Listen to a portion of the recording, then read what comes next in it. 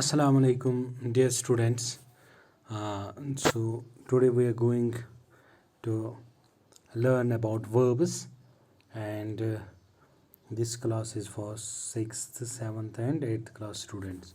So let's first learn something about our previous knowledge. We learned about nouns, the articles, and the adjectives in the past 3 chapters. तो आज जो हम पढ़ने जा रहे हैं वो है वर्ब्स. वर्ब क्या गो?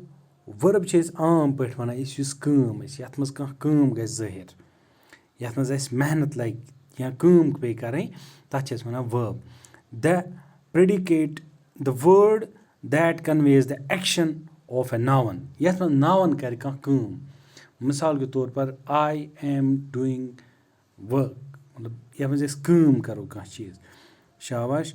It usually the noun phrase at the beginning of the sentence describe the subject. ये noun phrases गॉडिस लगाओ तेल subject. It usually refers to a person, place or a thing.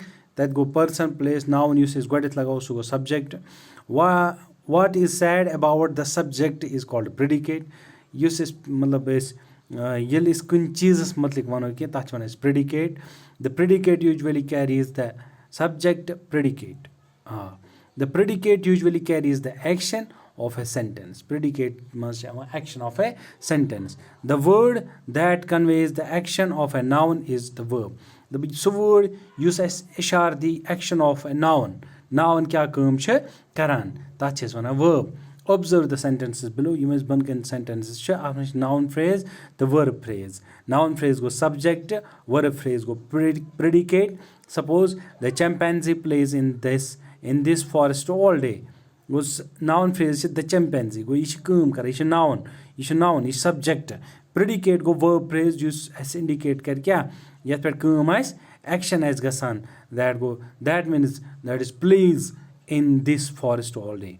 So in this unit we will look at the verb groups. Verbs are generally doing words. There are certain other kinds of verbs too, like be and have. Present tense notes the forms of the verb in the examples below. I visit Mumbai quite often. The gateway of India faces the Arabian Sea. Steps in this structure lead down to the water. Go visit, faces, lead. Verbs. Verbs. Present tenses. In sentence 1, the subject is I. Subject I, first person singular, and verb remains in its basic form, that is visit. Verb is subject first person singular verb roza kath basic form that is singular form. The at visit at go visit. The same applies to subject you and we. Same used to we subject first person singular you we. Shower. For in sentence 2, the subject, the gateway of India, Ishamas subject, is in the third person singular. Third person singular. The gateway of India go fallen giant. You say guys ki I was first person singular, you gay second person singular, you say second istemal second person plural te. The gateway use they, that, they, third person singulars and plurals. So verb faces singular, and the verb faces is marked by an S. This is third person lagao, til chase lagaon at S ending. The same applies to agar is he, she, and it as third person smaz, til go is lagaon he, she, and it as iman such lagaon til is S ending as in third, the subject steps in the third person plural. Steps is in the third person plural. Steps to third person plural. Thus the verb lead remains in the basic form that applies to all the three plural forms. You see a verb chasa, it should a singular form and the isha servant saitan plural form. So the sentence in the right column or negative sentences. To form negative sentences, insert do not. Is guys negative sentence as करना. यात में चीज़ लगाओ do not before the main verb. Do not. Do not. I do not eat the food. मैं ऐसा क्यों ना but कहीं suppose. यात इस वना ची. आप में चीज़ रोज़ा do not लगाओ इस main verb इस ब्रोकन. Main verb ची eat go क्यों ये ची कम go verb ये ची main verb. आज ब्रोकन चीज़ लगाओ do plus not. या don't. The sentence above asks you to do or not to do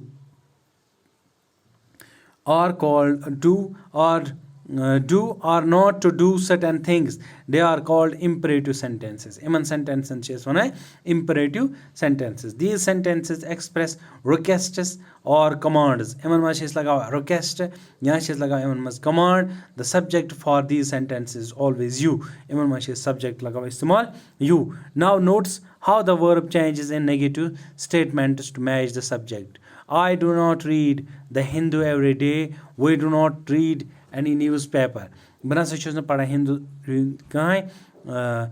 We do not need any newspaper. Association ka akhbar जरूरत है कि you do not try hard. जहाँ से पहले ज़्यादा मेहनत करें कि ज़्यादा काम करें कि Shirin talks well but she does not write well. Shirin कत करा असल मगर लेकिन चुन तक कि यम गए sentences which we are supposed to do as per the मुहसियत नज़र. So inshallah next time we will do about the another topic of this lesson. Till then, Allah Hafiz.